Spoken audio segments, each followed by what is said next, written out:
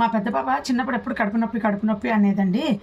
కడుపు నొప్పి అనేసి చాక్లెట్లు తిన్నావు, చిప్స్ తిన్నావు అని అనేవాళ్ళము. ఆమె పుట్టినప్పటి నుండి కూడా పాలు తాగేది కాదు. యాక్చువల్గా అంటే బయట నుండి పట్టే పాలు ఏవి కూడా తాగేది కాదు. సో మేము కాళ్ళు పట్టుకొని చేతులు పట్టుకొని బలవంతంగా నోట్లో వేసి రోజుకి ఒక్కసారైనా తాగాలి కదా అని తాపించేవాళ్ళం.